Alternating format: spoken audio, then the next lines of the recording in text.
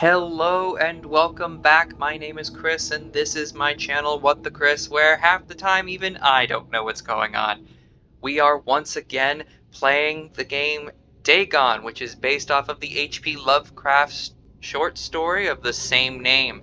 And so far it is getting to a great point. We are starting to kind of get into the more eldritch portion of things, and I'm just really excited.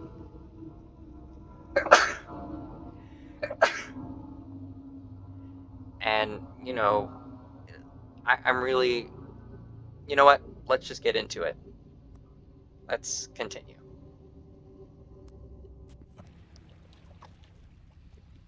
The writing was in a system of hieroglyphics unknown to me, and unlike anything I'd ever seen in books, consisting for the most part of conventionalized aquatic symbols such as fishes, eels, octopi, crustaceans, mollusks, whales, and the like. Several characters obviously represented marine things which are unknown to the modern world, but whose decomposing forms I had observed on the ocean-risen plain. It was the pictorial carving, however, that did most to hold me spellbound.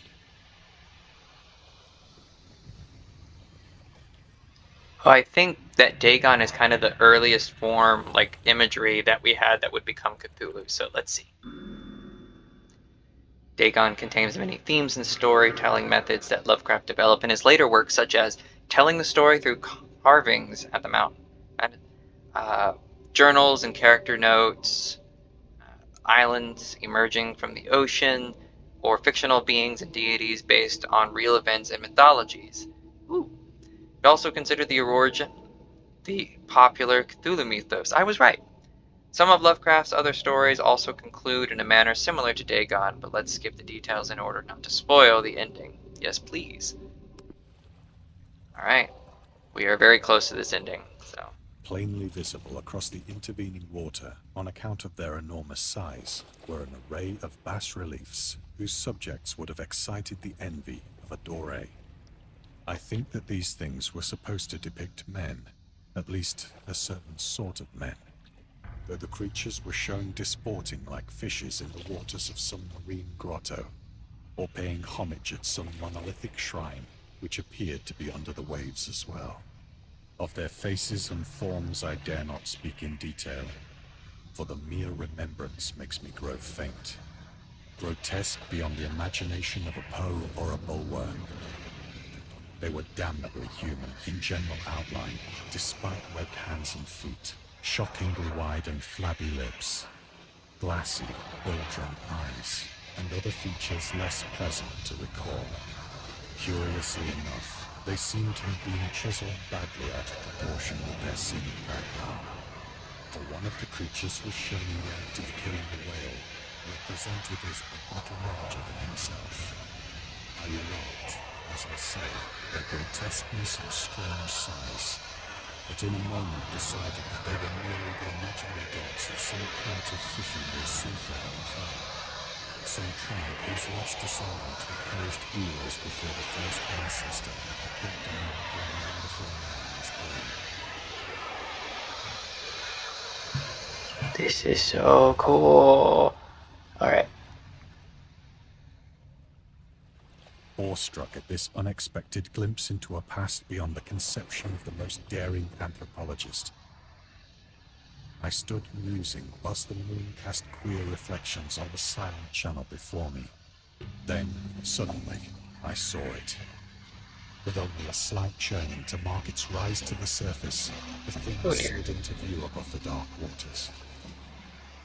Vast, polyphemus, and loathsome, it darted like a stupendous monster of nightmares to the moon, about which it flung its gigantic scaly arms, while it bowed its hideous head and gave vent to certain measured sounds.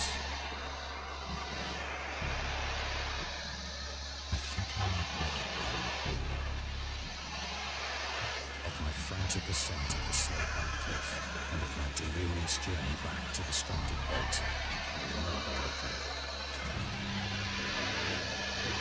Oh dear. Okay. Get me out of here. I believe believe I sang a great deal and laughed oddly when I was unable to sing. Yeah. Gone, get me out, get me out, get me out! I have indistinct recollections of a great storm sometime after I reached the boat. At any rate, I know that I heard pearls of thunder and other tones which nature utters only in her wildest notes. Yeah, which way do I go? Which way do I go? Which way do I go?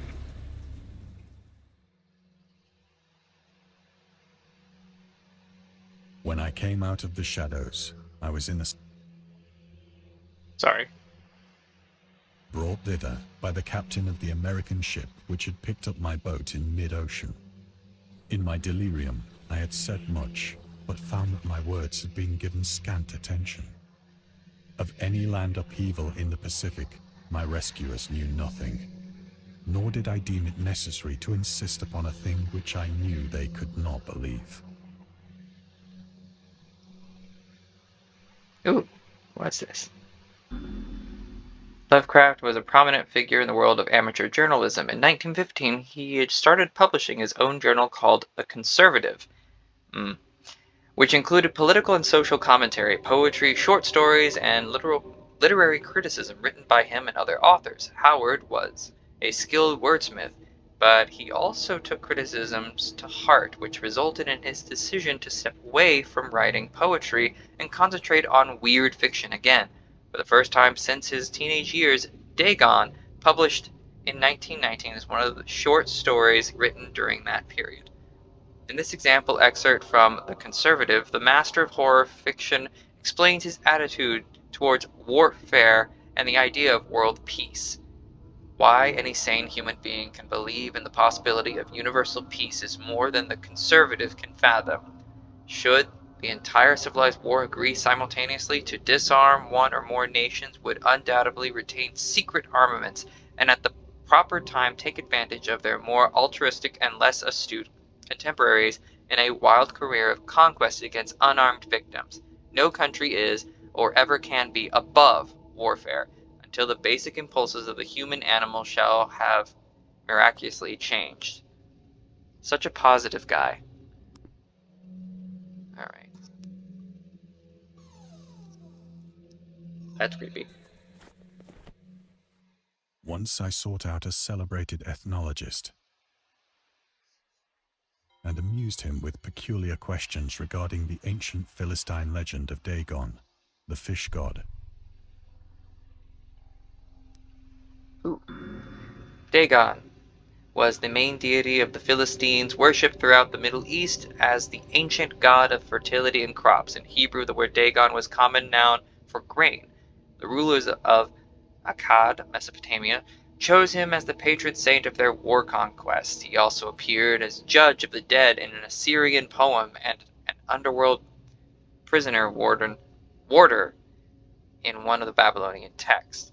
He is often mistakenly taken for a fish god due to the wrong interpretation of his name, as in Hebrew the word Dag means fish. In H.P. Lovecraft's work, Dagon is an underwater deity ruling over the deep ones, a humanoid race with fish traits that reside in the ocean. He is worshipped by a secret cult called the Esoteric Order of Dagon. Interesting. Where is my other thing? Okay, where, is there anything else? Ah, there it is.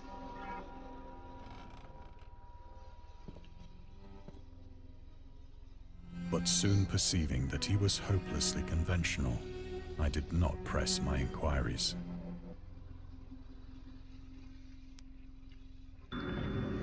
Duluth and the Cthulhu Mythos. August Duluth was an American writer and anthologist. He also befriended Lovecraft and published many of his works through his company Arkham House. Although he greatly contributed to the popularization of the author's works after his death, he is surrounded by numerous controversies. One of his most questionable decisions involved introducing the good versus evil doctrine. Duluth was a devout Catholic. Oh, this makes sense. To the Cthulhu mythos. Which contrasted with Lovecraft's view of the world and his approach to cosmic horror. As a result, the author's works are often misunderstood and represented in today's culture. It is also worth noting that Lovecraft was never really interested in creating a mythology, and the term Cthulhu mythos was coined by Derleth after the author left the mortal plane. Interesting. All right.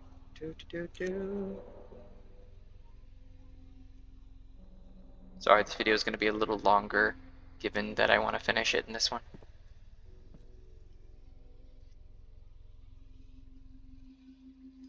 Oh, we're not going to talk? Okay.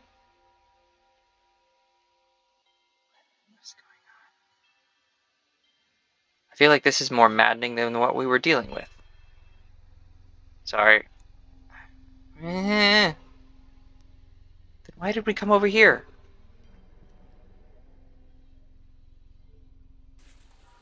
It is at night, especially when the moon is gibbous and waning, that I see the thing. I tried morphine, but the drug has given only transient surcease, and has drawn me into its clutches as a hopeless slave. So now I am to end it all, having written a full account for the information or the contemptuous amusement of my fellow men. Oh dear. On tobacco and alcohol. Lovecraft hated tobacco even though he used to smoke when he was 12 in order to look and feel like an adult. In his correspondence with friend Reinhard Kleiner, he claims that he quit as soon as he started wearing long pants. He also had a very strong opinion about alcohol, as evidenced in his letter to Zelia Brown. As for the matter of drinking, I have never tasted intoxicating liquor, and never intend to, having a strong aesthetic disgust at anything which blunts or coarsens the delicate nature equipoise of the evolved human intellect and imagination. Drinking excited my personal repugnance, hence I don't drink. Let the herd do what they will. I am rather in favor of prohibition. The prohibition of any one antisocial force as well as of any other.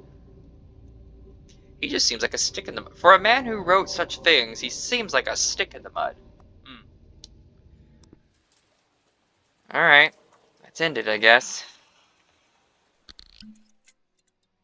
Often, I ask myself if it could not all have been a pure phantasm, a mere freak of fever, as I lay sun-stricken and raving in the open boat after my escape from the German man-of-war. This I ask myself, but ever does there come before me a hideously vivid vision in reply.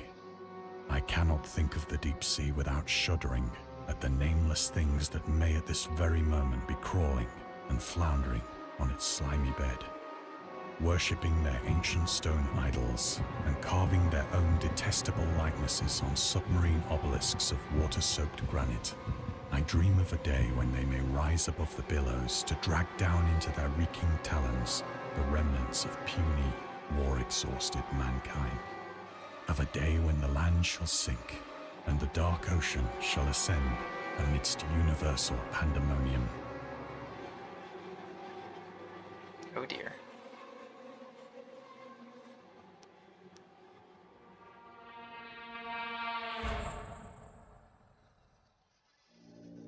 The end is near. I hear a noise at the door, as of some immense slippery body lumbering against it. Don't like it. Don't like it at all. Where am I gonna go to her? It shall not find me. Looks like it did. Oh no. God, that hand! What hand? What? Oh, there it. Oh dear. The window! The window! Window. Why did everything turn to tentacles?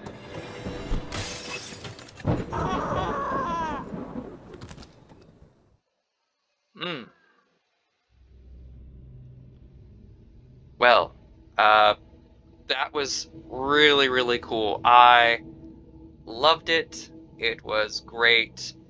Like I said, and as it mentions, you can find the game on Steam, as it also shows there is DLC.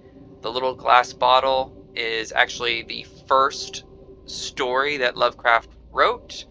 and published, so probably go check that out.